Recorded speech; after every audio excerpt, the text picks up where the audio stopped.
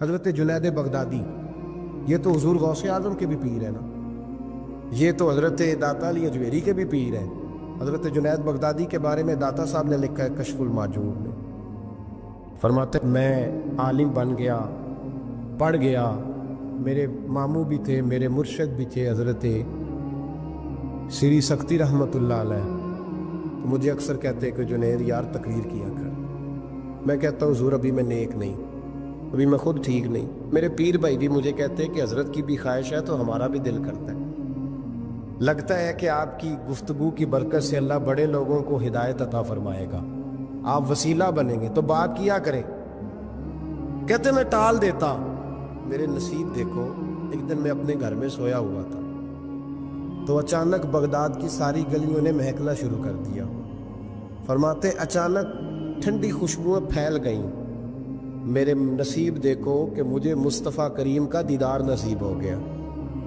خواب میری وچ آیا ماہی تے میں گل وچ پا لیا باواں تے ڈر دی ماری اکھ بھی نہ کھولاں کتے پھر بچھڑ نہ جاواں۔ کہتے ہیں حضور تشریف لائے تو مصطفیٰ نے بڑا ہی نوازا، محبوب نے بڑا ہی نوازا۔ کاش آپ کو لذت آئے اس بات کی، حضور نے اللہ اکبر بڑا ہی نوازا۔ کہتے ہیں محبوب جانے لگے تو ہلکا سا جملہ، میٹھی سی بات، ایک جملہ بڑا میٹھا سا، جاتے دفعہ فرمانے لگے جنید تقریر کیا کر یار، تقریر کیا کر۔ داتا صاحب لکھتے ہیں، داتا صاحب فرماتے ہیں کہ حضرت جنید بغدادی کہتے ہیں عرض کی حضور اب تو ضرور کروں گا، اب تو روز کروں گا، کھول کے کروں۔ فرماتے ہیں میں جب اٹھا نا، فجر کی اذان ہوئی، وضو کیا، سنتیں پڑھی تو دل میں چور آ گیا۔ میرے دل میں خیال آیا کہ پیر صاحب نے تو کبھی نہیں بتایا کہ انہیں دیدار ہوا ہے، تو مجھے تو ہوا ہے نا۔ پیر صاحب نے، بہت سارے لوگ پیر صاحب سے خود سیانے ہوتے ہیں نا، ان کو خود نور نظر آتا ہے روز خواب میں، بہت سارے جلوے خود بیان کر لیتے ہیں۔ تو کہتے ہیں میرے دل میں خیال آیا کہ پیر صاحب نے تو کبھی نہیں بتایا تو مجھے تو ہوا ہے۔ کسی درویش نے ایک شعر کہا تھا پر بڑے مسئلے اس نے حل کیے۔ وہ کہنے لگا جڑے محرم راز حقیقت دے او راز حقیقت کھول دے نہیں، او جنہ ویکھیا نہیں او کرن گلاں، جنہ ویکھ لیا او تے بول دے ہی نہیں، جنہ ویکھ لیا او ان سے بولا جاتا بھی نہیں، بولا جاتا بھی نہیں۔ کہتے میں سنتے گھر پڑی تو خرامہ خرامہ چلا تو دل میں چور تھا، بانج فقیروں کسے نہیں ماریا، اے ہوئی چور اندر دا۔ کہتے میں گیا حضرت کے پیچھے نماز پڑھی 7ویں صف میں، تو اندر چور تھا کہ میرا تو درجہ اونچا چلا گیا ہے لیکن مجھے دیدار ہوا ہے۔ تو کہتے ہیں نماز حضرت نے خود پڑھائی تو نماز پڑھا کے کہنے لگے جنید آگے آ جا۔ فرماتے ہیں میں 3ری صف میں آ گیا تو کہنے لگے چل یار تھوڑا اور نیڑے آ جا۔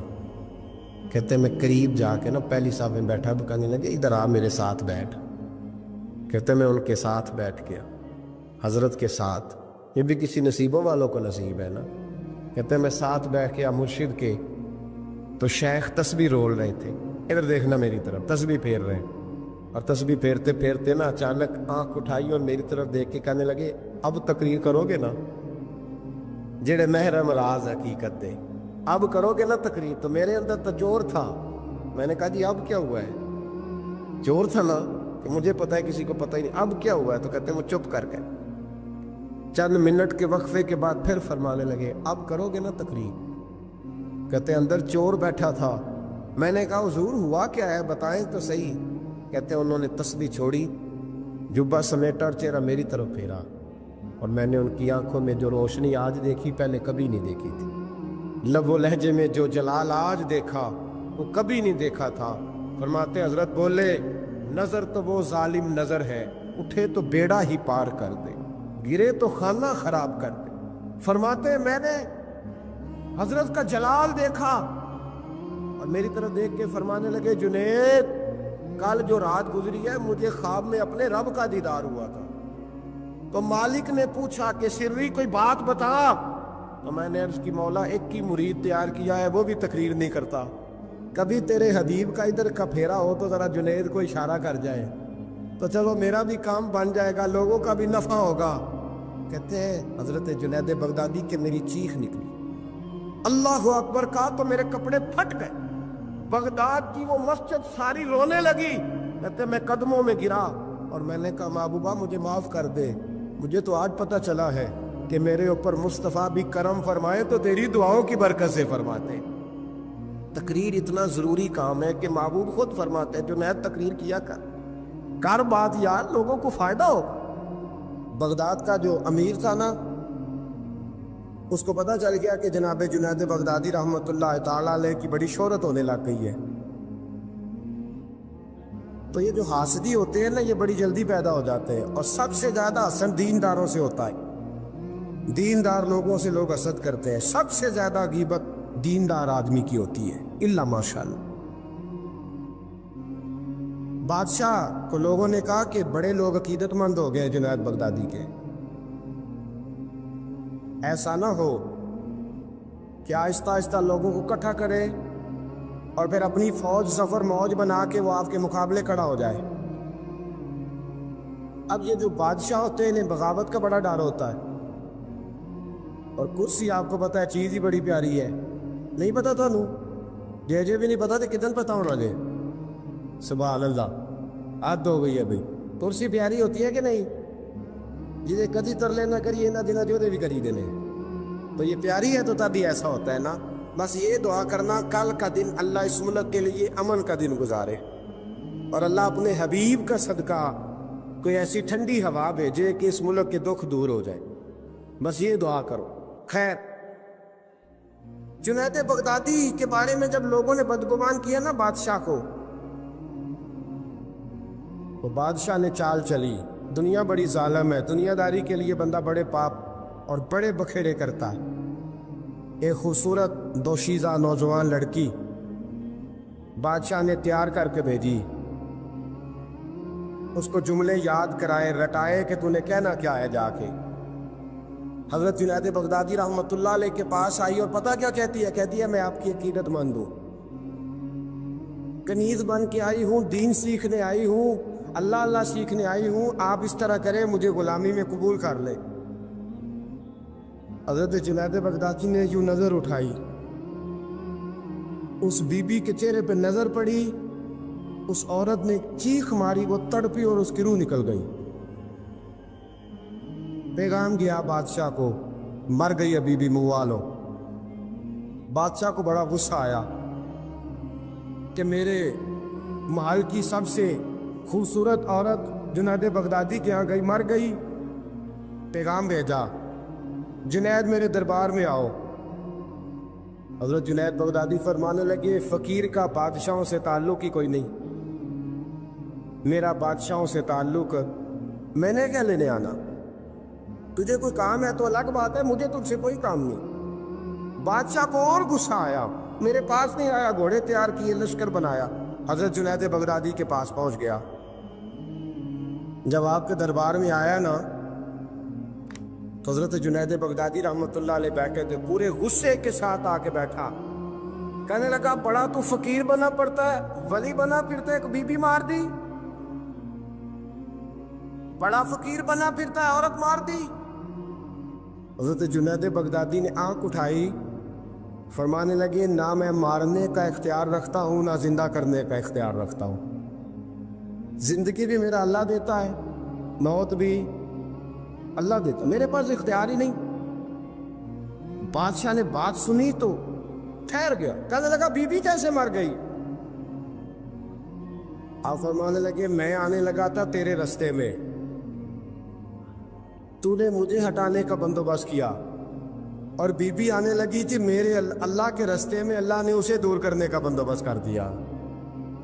میں تیرے اور دنیا کے درمیان آنے لگا تھا نا، تو نے مجھے سائڈ پہ کرنے کا بندوبست کیا، بی بی میرے اور رب کے درمیان آنے لگی تھی، اللہ نے اسے سائڈ پہ کر دیا۔ دنیا داری کیا ہے جو اللہ اور بندے کے درمیان آ گئے۔ آج یہ دلوں پہ زنگ چڑھے ہیں، یہ دنیا داری کے زنگ ہیں۔ جب آپ کو اپنے پتہ کب اندازہ ہوگا آپ کو کہ دنیا آپ پہ چڑھ گئی ہے؟ جب اپنے سوا کوئی اچھا نہ لگے۔ پہلی بات جو ہمارے مشائخ نے لکھی ہے، جب سوائے اپنے کوئی اچھا نہ لگے تو پھر آپ دنیا دار ہیں۔ جب سوائے اپنے تو کسی کا فائدہ سوچنے کی صلاحیت چھوڑ دے اور سوائے اپنے تو کسی کا بھلا نہ سوچے تو دنیا دار ہے، اور جب اپنی ذات کو سکون دینے کے علاوہ تو کسی کو سکون دینے کو تیار نہ ہو تو دنیا دار ہے۔ اور جب تیری آنکھ کھلے تو پھر بھی تجھے اپنی ذات نظر آئے، اور تیری آنکھ بند ہو تو پھر بھی اپنا ہی آپ دکھائی دے، پھر تو دنیا دار ہے۔ لیکن میرے دوست، اگر تیرا دل کرتا ہے کہ جو خیر مجھے ملی ہے اللہ میرے بھائی کو بھی عطا فرمائے تو پھر تو دیندار ہے۔ داتا گانی بخش علی اجویری رحمت اللہ تعالی علیہ آپ فرماتے ہیں کہ حضرت جنید بغدادی کا مرید تھا، 4 دن پیر صاحب کے پاس آیا تو بعد میں خود پیر بن گیا، خود پیر بن گیا۔ حضرت صاحب رحمت اللہ تعالیٰ نے دیکھا آ نہیں رہا، مرید اولاد ہوتے ہیں، ان سے پیار ہوتا ہے، ان کو اہمیت دی جاتی ہے، بعض اوقات غلط فہمی کا شکار بھی ہو جاتے ہیں، اہمیت دی گئی یہاں نظر نہیں آ رہا، آپ نے سوچا شاید بیمار ہو گیا ہے۔ حضرت جنید بغدادی خود گھر تشریف لے گئے۔ حضرت جنید بغدادی جن کا ولیوں میں اس طرح مقام ہے جس طرح حضرت جبریل امین کا فرشتوں میں مقام ہے، اتنا بڑا، چل کے گھر گئے اور جا کے کہا السلام علیکم، کہتا جی وعلیکم السلام، کہتا تو آتا کیوں نہیں؟ تو مجھے اب آپ کی ضرورت ہی نہیں، میں اب خود بڑا پرہیزگار ہوں، مجھے کیا ضرورت ہے میں کسی کو اپنا بڑا مانوں، میں خود بڑا پرہیزگار ہوں۔ فرمایا ہوا کیا؟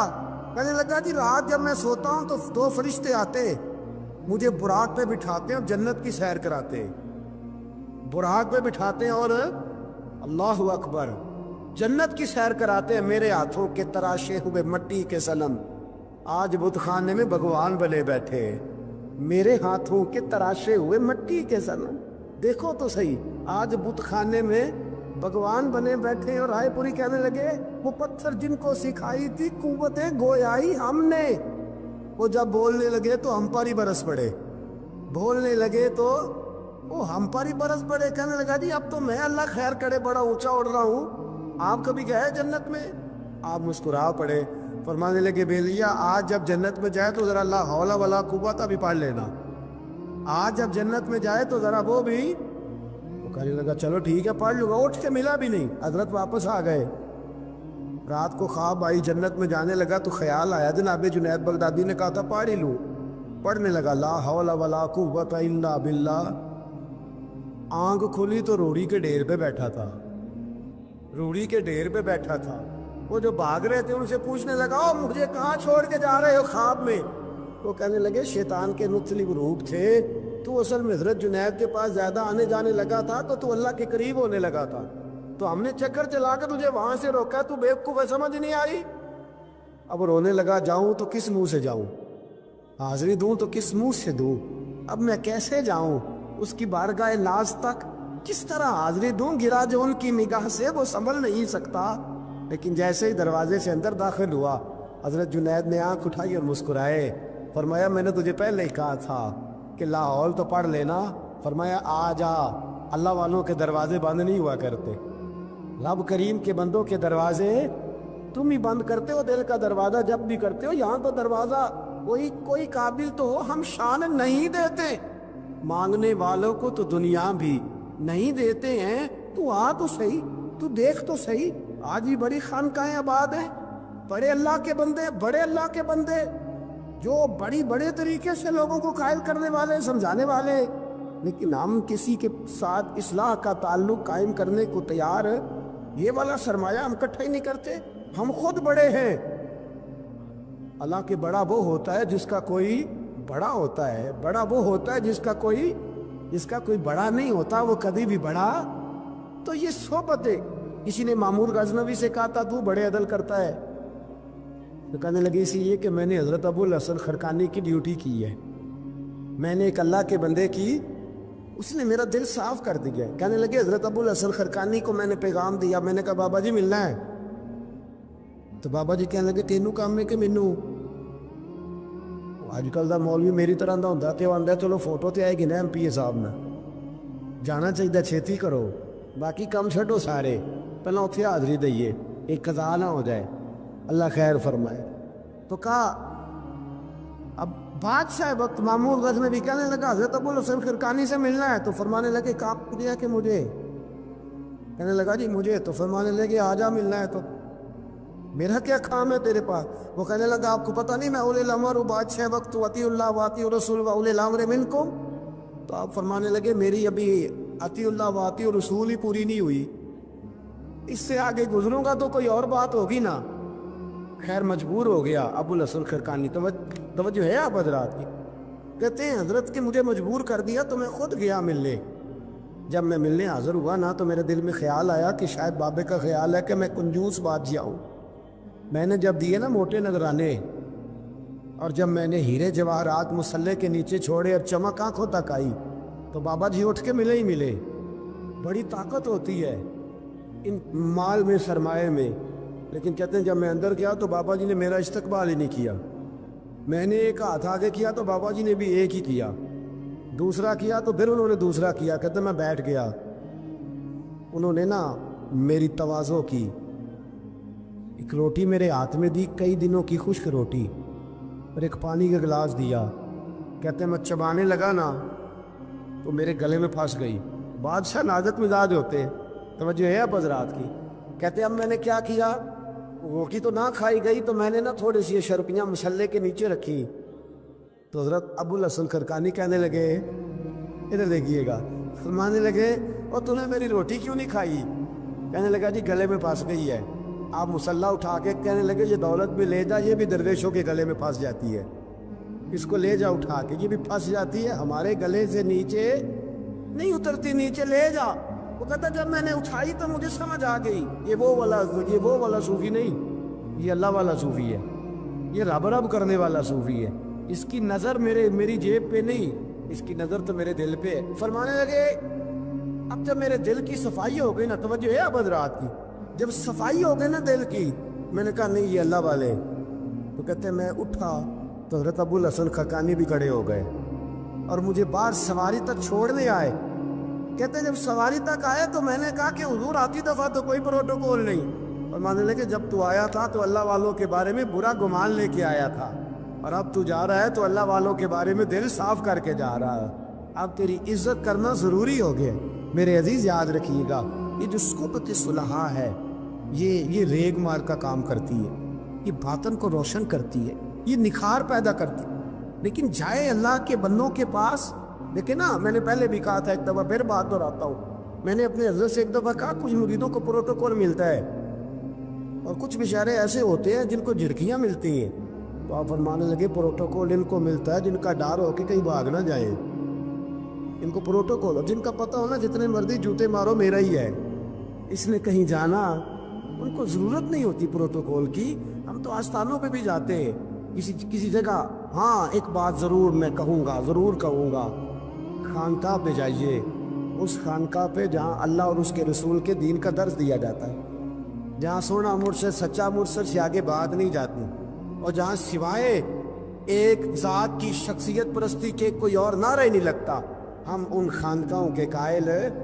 ہماری وہ خانقاہ ہیں جہاں رب رب کا ذکر ہوتا ہے، جہاں اللہ اللہ کے نعرے لگتے ہیں، جہاں رب کریم کو یاد کیا جاتا ہے، یہاں صوفی بیعت اپنی کرتا ہے لیکن وہ توجہ اللہ کریم کی طرف کراتا ہے، وہ سنت اور شریعت کی پابندی کراتا ہے، وہ لوگوں کو دین کا رستہ بتلاتا ہے۔ لوگ جاتے اس کے پاس ہیں لیکن رستہ انہیں مدینے والے محبوب کا بتایا جاتا۔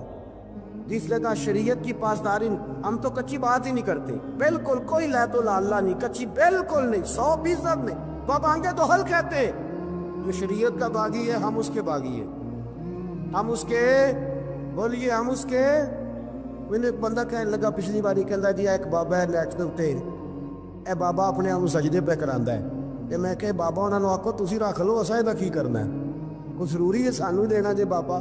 اس طرح کے کئی بدتمیز ہیں، ہمارا ان سے کوئی تعلق، ہمارا ان سے کوئی رشتہ، ہمارا تو رشتہ ان لوگوں سے ہے جو اللہ اور اس کے رسول کی بات کرتے صلی اللہ ہو، جو قرآن کا پیغام دیتے ہیں، جو حدیث مصطفیٰ کھول کے اپنے مریدین کے آگے رکھتے ہیں، ہمارا تو ان لوگوں سے رشتہ ہے۔ اب کوئی جاہل آدمی کو جاہل بات کرے تو ہم اس کے ذمہ دار ہیں، ہماری کوئی ذمہ داری، اور ویسے بھی جب ہم کہہ ہی نہیں رہے ہمارا بندہ ہے تو تم ہمارے کھاتے میں کیوں ڈالتے ہو؟ جیڑا بندہ بھی غلط کرے ساڑھے کھاتے پہ جانا، جیڑا بھی غلط کرے، ہم بالکل قائل نہیں ہیں میں نے ایک بہت بڑی اجتماع میں اعلان کیا تو پھر کہتا ہوں، آج جن درباروں پہ نشہ بکتا ہے ہم ان درباروں کو بند کرنے کے قائل ہیں۔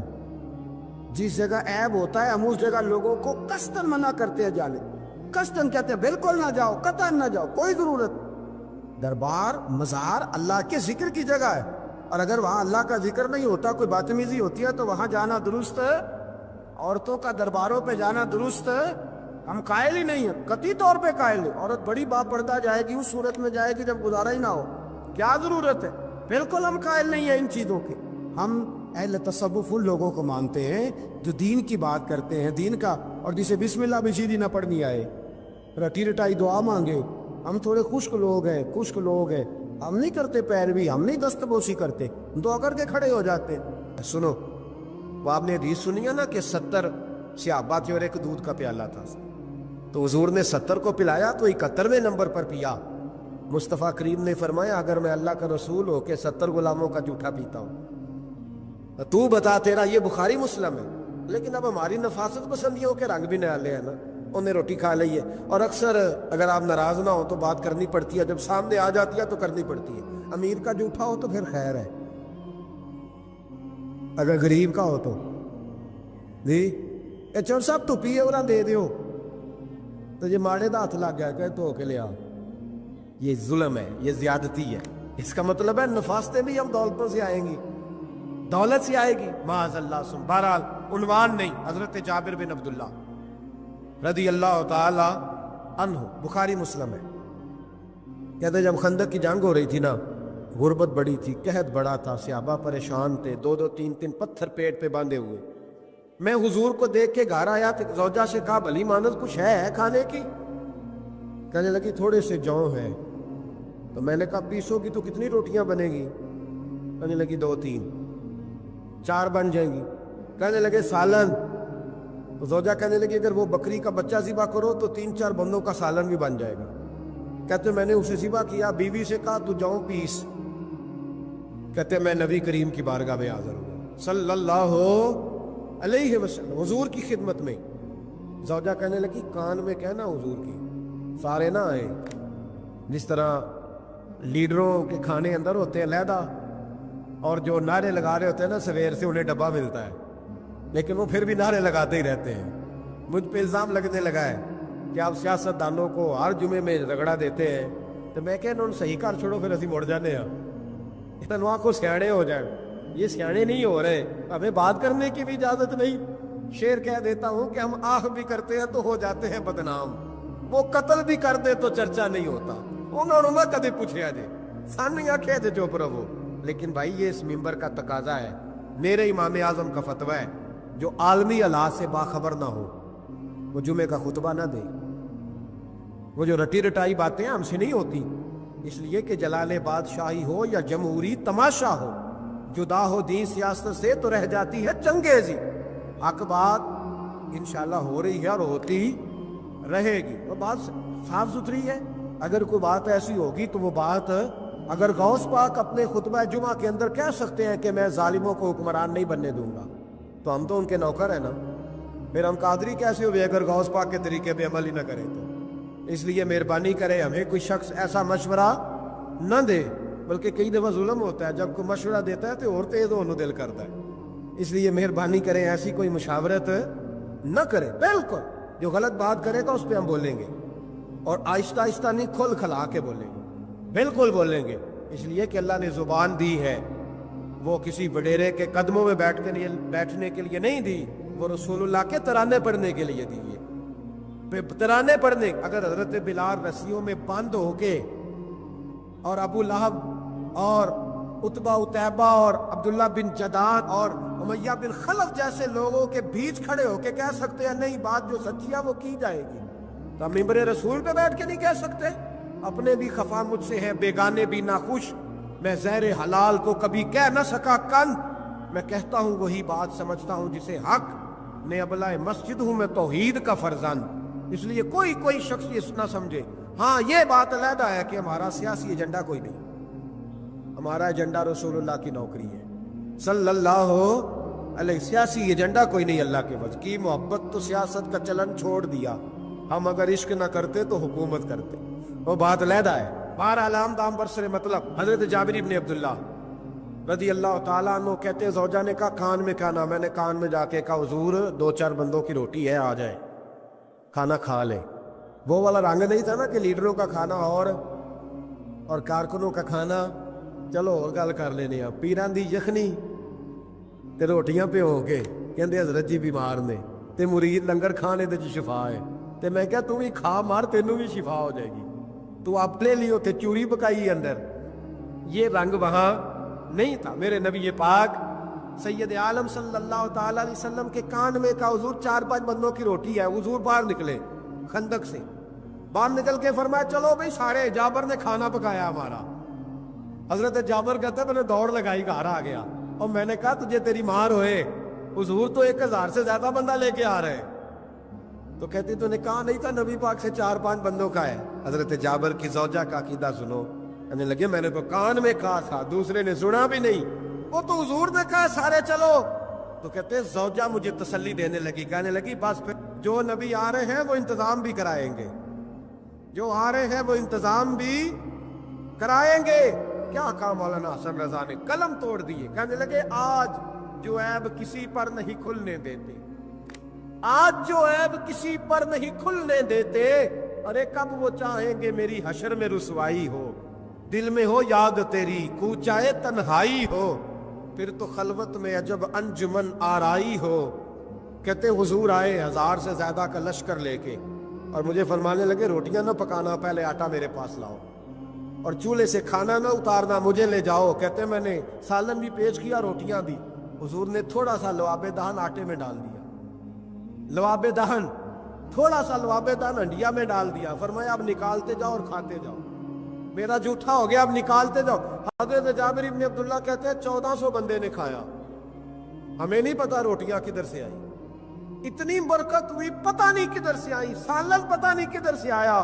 کہتے ہیں سارے سیر ہو کے کھا لیا تو فرمایا چلو بھی جاؤ جا کے کام کرو، مجھے فرمانے لگے اب تو بھی کھا، آ جا بچے بھی بلا۔ کہتے سب نے کھایا، حضور اٹھ کے جانے لگے تو فرمایا ذرا روٹیاں دیکھ پہلے زیادہ تھی کہ اب زیادہ ہے، ذرا دیکھنا سالن پہلے زیادہ تھا کہ اب زیادہ ہے۔ تو میں نے کہا نہیں حضور پہلے سے زیادہ ہے، میرے محبوب کے تبرک میں اتنی برکت ہے، تو حضور کے وجود سے جو چیز لگ جائے تو اسے قیمتی نہیں سمجھتا؟ کہاں بیٹھ کے دین پڑھا ہے؟ یا ہمیں سمجھا لے یا پھر ہم تجھے سمجھائیں، صحیح تینوں سمجھائیے تو صحیح کر کے سمجھائیے۔ ان لوگوں کو گمراہ کرتے ہو، اتنا غلط نظریہ، اس قدر غلط میں نا غار ثور پہ چڑھنے لگا تو مجھے وہاں ایک نیچے صاحب مل گئے، کہنے لگے اتنے کی لین چلے ہو؟ میں کہ تینوں اسی اتھوں میں نہیں پوچھ کے آیا جدو کرو آئے ہیں، اتھوں میں نہیں تینوں پوچھنا بے لیا، تو غلط فہمی دا شکار ہے۔ کہنے لگا وہ تو حضور تو کام سے گئے تھے، آپ کو کیا کام ہے؟ میں کہ ایسے لئے ٹائم نہیں تیرے نہ گل کرن دا، اس واسطے کہ سانوں تے غار ثور پہ یاد ہوں دی۔ واپس آ گئے، عام آدمی تھا، خیر وہ کہیں سے آیا ہوا تھا، اردو بولتا تھا، تو میں ایک عمرہ کرنے کے لیے جارانہ سے واپس آیا تو طواف ہم کر رہے تھے، وہ بھی مجھے نظر آ گیا دوڑتا ہوا، میں انہوں بات مار لی، میں کیا حضرت حاضرہ تے پانیاں سے دوڑیاں سان تے تو کا تو چھالا ماری پھردا ہے، او پیا ہی کولر تے جا پی رام کر جا کے، کہندے نہیں انہاں دی ادا تے ادا کرنی ہے۔ تو میں کہ اگر تو حضرت حاجرہ دی ادا کرنی تے اسی حضرت ابوبکر صدیق دی ادا کرنی ہے۔ عجیب آدمی ہے بھائی تو، عجیب بات ہے، لوگوں کا فلسفہ اپنا اپنا، اور پھر پکڑیں کہ اس بندے کو جو جواب نہ دے سکے۔ ایسا نہ کرو، یہ زیادتی ہے، امت کو اکٹھا کرو، اتفاق۔ یہ مجھ سے سوال کئی جمعے سے ہو رہا تھا، میں اصل میں نا ان موضوعات کو چھیڑتا نہیں، میری طبیعت اور ہے، لیکن کوئی بندہ یہ نہ سمجھے کہ ہمیں جواب نہیں آتا، یہ سوال اٹھا تھا، کوئی یہ نہ سمجھے کہ ہمیں جواب اللہ کے فضل سے، اللہ کے فضل سے۔ یہ قرآن مجید پڑھا ہے، یہ مسجد ہے، یہ جمعے کا دن ہے، ہم بات صرف وہ کرتے ہیں جس میں ضمیر اجازت دیتا ہے، اس لیے کہ سدا تو نہیں نہ رہنا، پتہ نہیں صبح اٹھ سو کے اٹھنا ہے کہ نہیں اٹھنا، تو قوم کو گمراہ کر کے دین کے نام پہ جانا کدھر ہے؟ اس لیے بھائی خیال ہوتا ہے کہ تم لوگوں کو خراب نہ کرو، ہم تو چاہتے ہیں امت اکٹھی ہو جائے، لیکن یہ ظلم کرتے ہو، جب چھیڑو گے کسی کو تو پھر تو اس کا حق بنتا ہے نا وہ بولے، تو چھیڑا جاتا ہے۔ تھوڑے دن ہوئے حضرت حلیمہ سعدیہ کا سارا گھر گرا دیا، بلڈوزر چلا دیا، کہنے لگے یہاں لوگ آتے ہیں تو شرک ہوتا ہے، اور میں نے کہا جہاں اللہ کریم نے توحید پھیلانے کے لیے رسول کو بھیجا، 4 साल जहां नबी पाक रहे वहां कैसे शिरक हो सकता है? किस तरह की तो बात करता है। बहरहाल जहां मेरे नबी पाक बैठ जाए वो जगह बरकत वाली हो जाती है। उस जगह को चूमना मुसलमान का ईमान है, उस जगह पे सजदा करना मुसलमान का ईमान है, उस जगह बैठ के तबरक हासिल करना ये मुसलमान का। मैं तो पहली दफा रियाजुल जन्नत में दाखिल हुआ तो मेरे साथी कहने लगे क्या हुआ? मैं कहा इधर आओ, लोगों को अगे जाके मिलनी सानू इथे ही लभ गई ने, रोजा तुम मेरे रियाजुल जन्नत बार हदीस लिखी है। हुजूर ने फरमाया जो यहाँ आ गया वो जन्नत में आ गया। ये है अर्ज़ जन्नत, ये तैबा की ज़मीं है, जन्नत भी यही, माल के जन्नत भी यही है। एक बात और करनी है, बड़ी ज़रूरी है, मेरी भी और आपकी भी जिम्मेदारी है, उसको भी ज़रूर करना चाहता हूँ। सुन ले, महमूद गज़नवी ना गुजर रहे थे, ये आपने ना मेरी तरफ देखना है, ये बात सुनते इधर देखो, खास अहम मसला है, इस पर बड़ा ज़रूरी है आपका मुतवज्जे रहना। महमूद गज़नवी कहते हैं मेरे दिल में ख्याल आया करता था हमेशा कि मैं वाकई सुबकुतगीन बादशाह का बेटा हूं या माज़अल्लाह मेरा बाप कोई और है। और एक ख्याल मुझे आता था कि क़यामत वाकई कायम होगी, शक रहता। और तीसरा मेरे दिल में ख्याल आता था कि ये मौलवी बेचारे कमज़ोर से होते हैं, तो हदीस पाक में आता है कि उलमा नबियों के वारिस है। तो ये वाकई हदीस सच्ची है या मौलवियों ने अपनी शान के लिए बना ली है? कहते शक थे 3, मैं कहता नहीं था किसी से, पर दिल में रहते थे। तो एक दिन मैं हिंदुस्तान की एक गली से गुजर रहा था, तो दीन का एक तालिब इल्म ने कोने में बैठ के, थड़े पे फट्टे पे बैठ के ना सबक याद कर रहा था। उसे जब सबक भूल जाता ना, तो एक हिंदू खत्री की दुकान थी, उसके अंदर चिराग जल रहा था और एक छोटा सा रोशनदान था, ईंट निकली हुई थी, वहां से ना एक किरण बाहर आ रही थी रोशनी की। तो वो तालिब इल्म जब सबक भूल जाता तो किताब रोशनी के आगे करता, इबारत देखता, फिर कोने में जाके याद करता। महमूद कहते मुझे बच्चे का ज़ौक़ बड़ा अच्छा लगा, मैंने उसे बुलाया, मैंने कहा बच्चे तुम लालटेन क्यों नहीं खरीदते? तो कहने लगा मैं यतीम हूँ और रसूलुल्लाह का दीन पढ़ना मेरा शौक़ है, मदरसे में पढ़ता हूँ पर गुर्बत है, लालटेन नहीं। कहते मैंने उसे थपकी भी दी और लालटेन भी दी। मैंने उसे कहा 2 सिपाहियों की ड्यूटी लगाई, जब तेल ख़त्म हो जाए तुमने तेल पहुँचाना है। महमूद कहते हैं ज़िंदगी में बड़ी नेकियां की थी, पर जितना सुकून आज मिला पहले कभी नहीं मिला था। कहते शाह की नमाज पढ़ी तो दिल मेरा ठंडा ठंडा ठार, फूलों की सेब पे मैं सोया। कहते आज तो मेरे नसीब ही जाग गए, नसीब ही जाग गए। कहते सारा शहर ऐसे जैसे फूलों की तरह महक रहा है। कहते मैं क्या देखता हूं कि ख्वाब में मेरे रसूल तशरीफ ले आए, ख्वाब मेरी विच माही आया ते मैं गल विच पा लईयां बावां ते डर दी मारी अख भी ना खोला किते फेर विछड़ ना जावां। और किसी शख्स ने कहा था चिर होया मैनू तरले लैंदियां कदी मोड़ मेरे वल वागा, ख्वाब मेरी विच एक बार जे आवे मैं सारी उम्र ना जागा। कहते हुजूर आए ख्वाब में, एक जुमला हुजूर ने कहा, एक जुमला नबी पाक सल्लल्लाहु अलैहि वसल्लम ने कहा एक, और मेरे तीनों सवालों के जवाब दे दिए। जरा दिल के कानों से सुनना। कहते महबूब फरमाने लगे ओ सुबकुतगीन के बेटे, तूने आज मेरे एक वारिस की खिदमत की है, मैं कयामत के दिन तेरी सिफारिश करूंगा। कहते मुझे समझ आ गई कि मैं सुबकुतगीन का बेटा हूं, मुझे समझ आ गई कि कयामत कायम होगी, मुझे समझ आ गई कि उलमा नबियों के वारिस हैं। 101 हाफिज शहीद हो गया, 101 फूल जैसे बच्चे। और जब इत्तेहादी फौज का, अफगान और अमेरिकी फौज का जब बम गिरा ना, तो हाफिजों के हाथों में सनदें थीं और उन पर लिखा था कि इन्होंने कुरान पूरा पढ़ लिया है। उनके हाथों में ना उनके सरों सफेद रंग की पगड़ियां थीं। खबर यह थी कि ये आज रसूलुल्लाह के दीन के कुरान के हाफिज हो गए। न किसी ने कोई मिल्ली तराना पढ़ा है, न ब्रेकिंग न्यूज रही है। पेशावर में एक स्कूल पे हमला हुआ था, वो भी पठानों के बच्चे थे, ये भी पठानों के। फर्क क्या है, मैं मदरसे का तालिब इल्म हूँ, मुझे आज बताए सारा मुआशरा कि अगर मैथमेटिक पढ़ने वाले मदरसे पे हमला हो तो मिल्ली तराने बने और मीडिया चीखे, फौज हरकत में आए, और अगर कुरान पढ़ने वाला 101 शहीद हो जाए तो कोई परवाह नहीं। میں نے پرسوں کہا تھا کسی کا ایک شعر، میں نے وہ کہا تھا، بھیج خدا عیسیٰ کو اب نازل کر دے مہندی کو، بھیج خدا عیسیٰ کو اب نازل کر دے مہندی کو، آ دیکھ دجال آزاد ہوئے اور پھولوں کے کیا حال ہوئے۔ کوئی نہیں بولا۔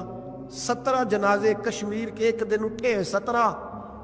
امریکہ کا کتا بھی مر جائے تو اسلامی ملکوں کے وزیر اعظم پہنچ جاتے ہیں کہ وہ کہیں دہشت گردوں نے تو نہیں مار دیا، مجھے کو بتائے تو صحیح۔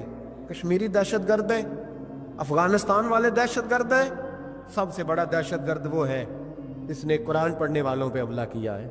اور مجھے شکوہ ہے اپنے میڈیا سے بھی، مجھے شکوہ ہے ان سب اداروں سے جو اس کو، ہم نے بڑا احتجاج کیا تھا، تڑپ کر بولے تھے ہم جب بچوں پہ حملہ ہوا۔ میری ریکارڈنگ آپ اٹھا کے دیکھیں، اتنی سخت تقریر شاید ہم نے کبھی نہ کی ہو، لیکن حافظ اگر کٹ جائیں تو کوئی پرواہ نہیں، حافظ اگر کٹ جائیں تو کوئی پرواہ نہیں۔ یہ بچے ہمارے پاس قرآن مجید یاد کرتے ہیں، ہم سے کوئی پوچھے ان کا درد کیا ہے، ہم سے کوئی پوچھے ان کی تکلیف کیا ہے۔ وہ حافظ جتنے 4 سال لگا کے ایک ٹانگ پہ بیٹھ کے پورا قرآن یاد کیا، ایک ٹانگ پہ، اور جس دن اس کا مکمل ہوا تم نے بمب سے اس کی بوٹیاں بکھیر دیں۔ امریکہ ٹوٹنے والا ہے، لیکن ہمیں اس کے ٹوٹنے سے زیادہ افسوس نہیں، ہمیں ان پہ زیادہ افسوس ہے جو ظالم اس کے اتحادی بنے ہوئے ہیں، جو مسلمان کہلا کے اس کے اتحادی بنے ہوئے ہیں۔ تم نے رسول اللہ کو منہ دکھانا ہے۔ یاد رکھنا، یہ طالب علم میرے نبی کے دین کے وارث ہیں۔ حضور نے فرمایا ہے 70 آدمی ساری رات کھڑے رہ کے عبادت کریں، ایک عالم عشاء پڑھ کے سوئے، فجر کے وقت اٹھے، پھر بھی اللہ رسول کی نظر میں عالم کی زیادہ قدر ہے۔ امریکہ کو خدشہ ہے علماء سے، وہ ڈرتا ہے رسول اللہ کا نام لینے والوں سے، لیکن ہم انہیں بتائیں گے، میں نے تہیہ کیا ہے، میں ایک چھوٹا آدمی اوپر میں نے تہیہ کیا ہے ذاتی طور پر کہ اگر ہم 40 بچوں کو قرآن مجید یاد کراتے تھے تو اب ہم 100 بچوں کو کرائیں گے، جو 100 کو کراتا تھا اب 200 کو کرائے گا انشاءاللہ تعالی۔ ان ایک ایک بچوں کی شہادت کے عوض ہم سینکڑوں بچوں کو قرآن مجید یاد کرائیں گے، اور تمہیں بتائیں گے یہ مصطفیٰ کا دین ہے، اسلام کی فطرت میں قدرت نے لچک دی ہے، اتنا ہی یہ ابھرے گا جتنا کہ دبا دو گے۔ یہ مدارس پہلے بھی حکومتیں نہیں چلاتی، یہ رسول اللہ کے نوکر چلاتے ہیں۔ اس پر تھوڑا غور تو کرنا۔ حضرت جناب سیدنا فاروق اعظم رضی اللہ تعالیٰ، حضرت عمر فاروق کے صاحبزادے کی ملاقات ہو گئی حضرت عبداللہ بن سلام رضی اللہ تعالیٰ عنہ سے۔ یہ تورات بھی جانتے تھے، پھر قرآن مجید کا علم بھی انہوں نے حاصل کیا، مسلمان ہوئے، بہت بڑے عالم صحابی تھے۔ تو حضرت عمر فاروق کے بیٹے سے فرمانے لگے تو کفل جہنم کا بیٹا ہے۔ وہ دوڑے گئے اپنے ابا جی کے پاس شکایت لے کے کہ ابا جی وہ تو آپ کو دوزخ کے دروازے کا تالا کہہ رہے ہیں جناب عبداللہ بن سلام۔ تو سیدنا عمر نے مسکرانا شروع کر دیا، فرمایا اسے کیا لکھ کے دے، اسے کہہ دو لکھ کے دے دے۔ وہ کہنے لگے عجیب بات ہے، آپ وہ اتنی سخت بات کر رہے ہیں، آپ کہتے لکھ کے دے دو۔ فرمایا بیٹا تو بچہ ہے، تو سمجھا ہی نہیں، میں بھی مصطفیٰ کی بارگاہ میں بیٹھنے والا ہوں، وہ بھی رسول اللہ کی بارگاہ میں بیٹھنے والے۔ وہ کوئی بڑی بات کر گئے، تو نہیں سمجھا، جا لکھوا کے لا۔ وہ واپس آئے، کہنے لگے عمر کہتے ہیں لکھ دو۔ تو حضرت سیدنا عبداللہ ابن سلام کہنے لگے چل میں تیرے ابا کے سامنے بیٹھ کے لکھ کے دیتا ہوں۔ وہ آئے، سیدنا عبداللہ ابن سلام رضی اللہ تعالیٰ لکھا کہ میں نے خود مصطفیٰ کریم سے سنا ہے کہ عمر جہنم کے دروازے کا تالا ہے، لکھ دو۔ انہوں نے لکھ کے دیا تو صاحبزادے کہنے لگے ابا جی چاچا جی مجھے بھی ذرا بتا دو اس کا معنی کیا ہے۔ تو حضرت عبداللہ ابن سلام کہنے لگے بیٹے اس کا مطلب یہ ہے کہ جب تک عمر دنیا میں رہے گا جہنم کو تالا لگا رہے گا، یہ لوگوں کو گناہ نہیں کرنے دے گا، یہ آڑ بن جائے گا، یہ جانے نہیں دے گا لوگوں کو دوزخ میں، دروازہ بند رہے گا جب تک۔ اتنا بڑا شخص جو گناہ کرنے ہی نہ دے، جس کے بارے میں نبی پاک فرمائے کہ میرا عمر جس گلی سے گزرے شیطان راستہ ہی بدل جاتا ہے، وہی عمر فاروق رضی اللہ تعالیٰ، وہی عمر فاروق رضی اللہ تعالیٰ۔ انہی جناب عمر فاروق کا حال یہ ہے کہ وہ آخری عمر مبارک ہے، گھر کے اندر بیٹھے ہیں تو پھوٹ پھوٹ کے رونا شروع کر دیا، تڑپ کے روئے، تڑپ۔ زوجہ کہنے لگی بیٹے سے کہ پتہ کرو تمہارے باپ کو کوئی مسئلہ تو نہیں، تکلیف تو نہیں؟ طبیب کا بندوبست کرو شہزادے اٹھے، ابا جی کیا بات؟ کا بیٹا کوئی بات نہیں، اماں کو بلاؤ۔ والدہ بھی آ گئی، جناب عمر کی زوجہ بیٹھ گئی، کیا بات ہے کیوں رو رہے؟ فرمانے لگے آج مسجد سے نکلا تھا تو میرے مصطفیٰ کے صحابہ مجھے نیک کہہ رہے تھے۔ تو کہا جناب یہ رونے والی بات ہے خوش ہونے والی؟ آپ فرمانے لگے نہیں، ایک خیال نے مجھے ستا دیا ہے کہ باہر تو میں ٹھیک رہا ہوں، پتہ نہیں تمہارے حق میں بھی اچھا رہا ہوں کہ نہیں۔ زوجہ سے کہنے لگے پتہ نہیں تیرے بھی حقوق ادا ہوئے کہ نہیں، تیری وجہ سے نہ الجھ جاؤ، بیٹے کی وجہ سے نہ الجھ جاؤ۔ بندہ کتنا بڑا ہے، خوف کتنا زیادہ، تو ٹھٹائی کے ساتھ مسجد نہیں جاتا، تو اپنی مرضی سے جاتا ہے، کوئی خیر کا کام تو کرتا ہے تو اپنی موج میں آ کے کرتا ہے، پر تو کہتا ہے اللہ معاف کر دے گا۔ راتی ساری کر کر زاری، او نیند اکھاں تھی توندے تے فجر اوہی گناہگار کا آون سب تو نیمے ہوندے۔ وہ ساری رات نماز پڑھتے ہیں، والذین یبیتون لربہم سجدا وقیاما والذین یقولون ربنا اصرف عنا عذاب جہنم ان عذابها کان غراما۔ اللہ فرماتے ہیں میرے بندے وہ ہے سارے رات سجدے اور قیام میں گزار دیتے ہیں، اور سویرے اٹھ کے یہ نہیں کہتے میں تہجد گزار ہوں، میں عبادت گزار ہوں۔ سویرے اٹھتے ہیں تو کہتے ہیں خدایا معاف کر دے، تیرا عذاب بڑا سخت ہے، اے اللہ ہمیں اپنے عذاب سے محفوظ فرما۔ لوگوں نے عجیب دھوکے میں مبتلا کر لیا ہے اپنے آپ۔ حضرت عمر رونے لگے، بیوی سے کہنے لگے معاف کر دے، ڈر آتا ہے، اللہ کے حضور حساب دینا ہے۔ عدل کرے تے تھر تھر کمبڑ اچیاں شانہ والے، فضل کرے تے بخشے جاون میرے جے منہ کالے۔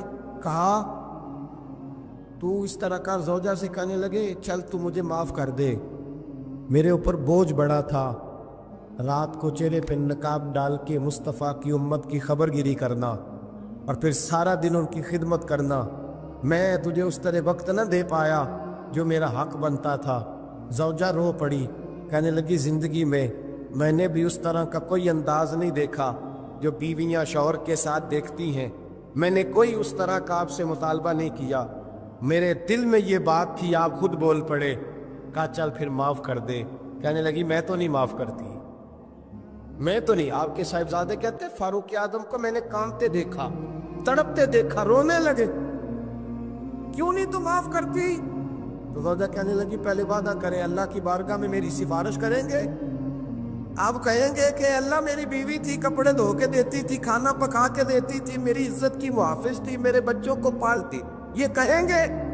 حضرت عمر فرمانے لگے مجھے قسم ہے اللہ کی عزت کی، رب جب عمر کے لیے جنت کا فیصلہ کرے گا تو میں بغیر تیرے جنت میں داخل ہی نہیں ہوگا۔ جتنا بڑا آدمی ہے اتنا زیادہ ڈر رہا ہے، یا ڈٹائی کو اللہ نے معاف کر دینا ہے، اور معاذ اللہ تعالیٰ ایسا عجیب لفظ بولتے ہیں، عجیب جملہ کہتے ہیں بھائی اللہ چاہے تو بے نمازی کو نہ بخشے، اور میں نے کبھی نہیں پڑھی تو مجھے بخش دے۔ میں نے کہا یہ بات ٹھیک ہے کہ اللہ بڑا بے نیاز ہے، پر بے انصاف تو نہیں نا، بے نیاز ہے، بے انصاف اپنے اس نے قانون بنائے ہیں، اس کے محبوب نے قانون واضح کیا، تو یہاں رحمت الہی کا غلط مطلب لوگ بیان کرتے ہیں۔ رحمت الہی کا مطلب تو یہ تھا کہ تو ساری نیکی کر، ساری پرہیزگاری کر، رحمت کا وہ معنی دیکھ جو تیرے رسول نے بیان کیا ہے۔ میرے مصطفیٰ نے ساری زندگی گزار دی اللہ کو راضی کرنے میں۔ حضرت عائشہ صدیقہ فرماتی ہیں آخر میں مصطفیٰ فرماتے کیا ہے؟ کہتے عائشہ مجھے بھی میرا عمل جنت میں نہیں لے کے جائے گا، میں بھی خدا کے فضل سے ہی جنت میں جاؤں۔ یہ امید رحمت الہی، ایک مطلب تو یہ۔ پھر کچھ لوگ کہتے ہیں حضور ہماری سفارش کریں گے، نبی پاک ہماری، بولیے جاگ رہے ہیں آپ لوگ؟ حضور ہماری، ہاں وہ اللہ خیر کرے، ہم ذرا خشک لوگ ہیں نا تو کئی دفعہ خشک باتیں کرتے ہیں۔ میں نے کہا تھا 2-4 دن پہلے بھی کہ نعت ہمارا ایمان ہے، پر نعت عمل کا درس دیتی ہے، بے عملی اور بد عملی کا درس نہیں دیتی۔ بد عملی کا درس نہیں دیتی کہ نعت کھا اٹھ کر کے کہے کہ بس چھٹی، میں عشاء کی نماز پڑھ کے آیا ہوں اور فجر پتہ نہیں میں کب پڑھوں گا، اور جو میرے منہ میں آئے گا میں کہہ دوں گا الا ماشاء، بس نعت پڑھوں گا تو سفارش ہو جائے گی۔ اور خدا کے بندے، جس بندے سے انسان نے سفارش کرانی ہوتی ہے اس سے اس کا کوئی تعلق بھی تو ہونا چاہیے نا، کوئی رشتہ بھی تو ہونا چاہیے نا۔ کیا نبی پاک کی غلامی صرف یہ ہے کہ حضور کے نعرے لگا دیے جائیں کہ غلامی مصطفیٰ صرف اتنی ہے؟ کہ جب بندہ محفل میں آئے تو واہ واہ سبحان اللہ الحمدللہ یا رسول اللہ معاملہ ختم ہو گیا. جتنا کوئی غلام زیادہ ہے اتنی اس کی فرما برداری بھی زیادہ ہونی چاہیے. غلام کو تو چاہیے ایک ایک ادا پر مر مٹے، اس کا تو گزارا ہی نہیں ہوتا اپنے محبوب کی ادا کے بغیر. تو شفاعت مصطفیٰ کی امید رکھتا ہے اور حضور کی سنت پر عمل نہیں کرتا. وہ جنہوں نے زندگیاں گوا دی، لگا دی رسول اللہ کے دین کی نوکری میں.